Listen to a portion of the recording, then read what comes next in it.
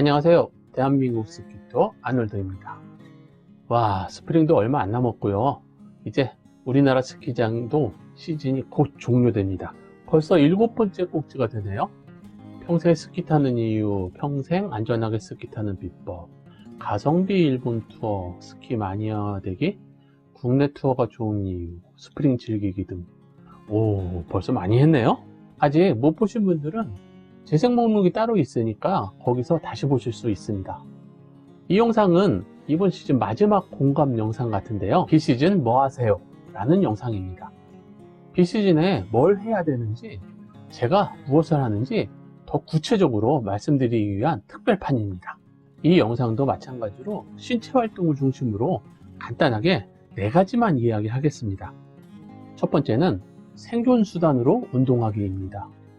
전에도 말씀드렸지만 죽기 전에 3년 이상 요양병원에서 자의식 없이 살다가 죽고 싶은 사람은 아무도 없습니다.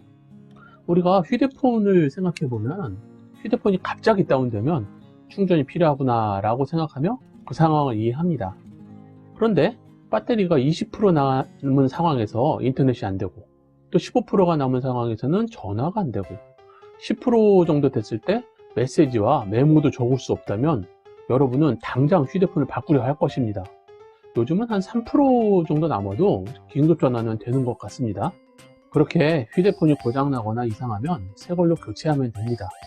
하지만 우리 몸은 그렇게 쉽게 바꿀 수 없습니다. 그래서 지금의 몸을 잘 사용하면서 살아가야 되는데 죽기 직전까지 대부분의 신체 기능을 무리 없이 사용하는 방법은 뭘까요?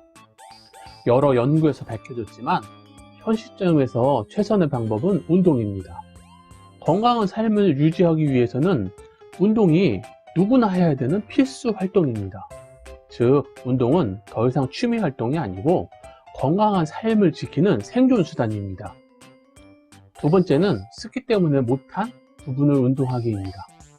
인간은 전신 운동이 필요합니다.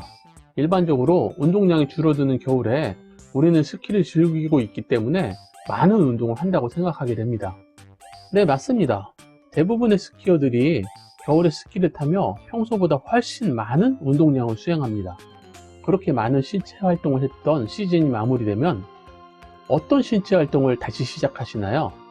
너무 힘들고 너무 에너지를 많이 사용해서 당분간은 그냥 쉬는 경우가 많습니다. 그렇게 시간이 조금 지나면 어느새 여름이 다가옵니다. 아무런 운동을 하지 않고 몇 달이 지나가 버립니다. 제가 몇 년 전 했던 연구 중에 비시즌에 스키어가 어떤 운동을 하는가 조사를 했는데 그런 분들 중에 28% 정도가 아무런 운동을 하지 않는 걸로 조사돼서 놀란 적이 있습니다. 추정하건대 그런 분들은 겨울철에 스키를 많이 즐겼기 때문에 충분한 운동을 했고 그렇기 때문에 여름엔 운동할 필요 없다 이런 자기 만족을 한 것으로 보입니다. 그것은 겨울로 한정된 이야기입니다. 우리는 겨울철 스키 활동을 통해 일부 근육을 집중적으로 사용했습니다. 그래서 사용하지 않는 다른 부분을 보완하는 운동이 절대적으로 필요합니다. 근력 운동도 좋고 유산소 운동도 좋습니다. 스키 탈 때 사용한 근육이 아닌 다른 근육을 사용하는 운동이라면 더 좋습니다. 아닙니다. 그냥 운동이라면 어떤 운동이라도 좋습니다. 일단 시작하십시오. 일단 시작을 하면 재미있는 운동을, 하고 싶은 운동을 찾을 수 있습니다. 세 번째는 자신의 체력 확인하기입니다. 요즘도 하는지 모르겠는데 예전에는 대학 입시를 위해 누구나 체력장이라는 걸 했습니다. 그때 자신의 운동 능력을 친구들과 비교하면서 자신의 몸 상태를 확인할 수 있었습니다. 성인이 된 이후에는 자신의 운동 능력을 어떻게 확인할 수 있을까요? 항상 말씀드리지만 대한민국 최고입니다.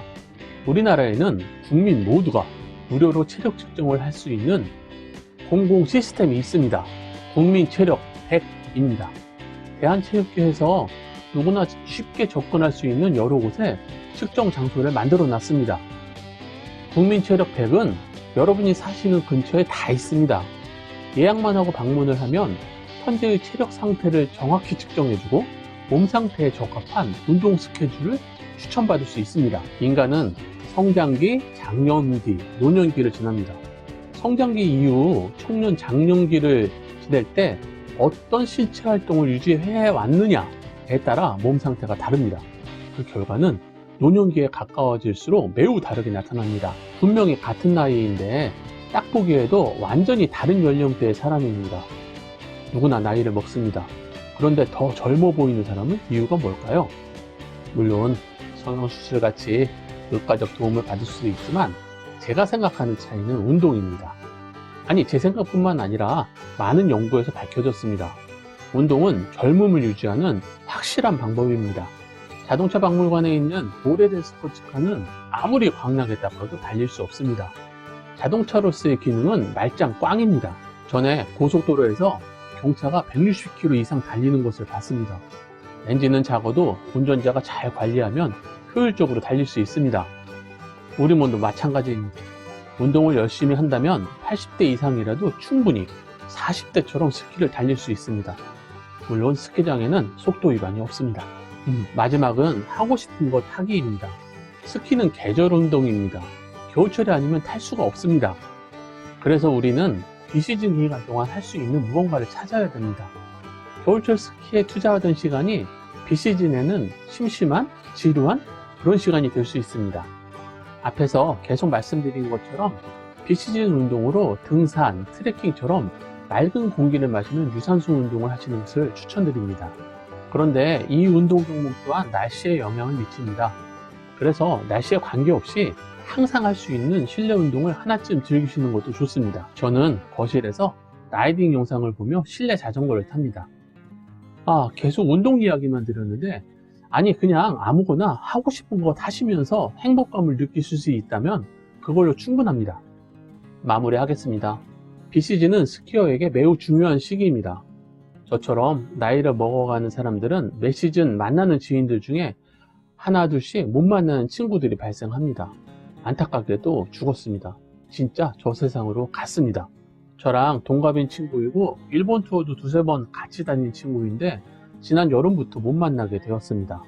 장례식장에서 너무 빠른 거 아니야?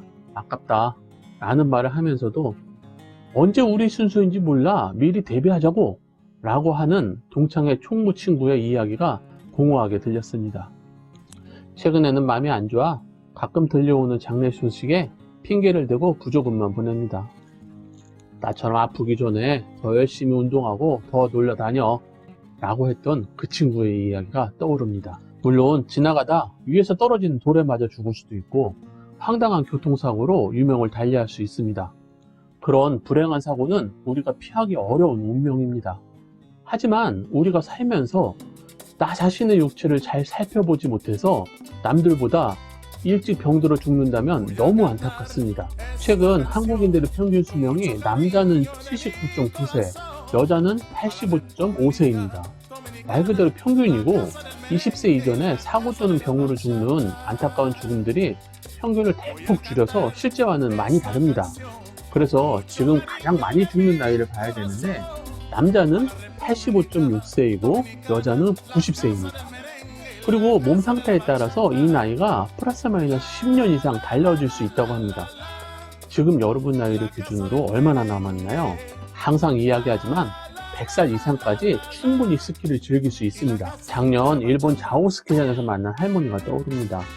주차장에서 조심조심 슬로프 쪽으로 이동하는 할머니를 봤습니다. 걷는 것도 불편해 보여서 슬로프까지 스키를 들어드리며 이런저런 이야기를 나눴습니다. 당시 89세라고 하셨습니다. 넘어지시면 다칠 수 있는데 어떻게 스키를 타세요? 라고 이야기하니 안 넘어져. 넘어진 지 10년도 넘었어. 그래도 넘어지시면요. 크게 넘어지면 어떻게 하냐고? 그렇게 가는 거야. 스키 타면 죽는 거지 뭐. 네, 맞습니다. 그냥 끝까지 달리는 겁니다. 100살 넘어서 건강하게 죽으면 그게 짱입니다. 나중에 요양병원 알아보지 마시고 운동, 또 운동, 매일 운동으로 건강한 인생을 즐기시기 바랍니다. 화이팅! 영상이 도움이 되셨다면 좋아요, 구독을 눌러주세요. 시청자 여러분들의 구독과 좋아요, 응원하는 댓글은 정말 힘이 됩니다. 그런데요, 마음에 상처 주는 악플은 정중하게 사양해요. 은성이가 잉잉잉 하고 울어요.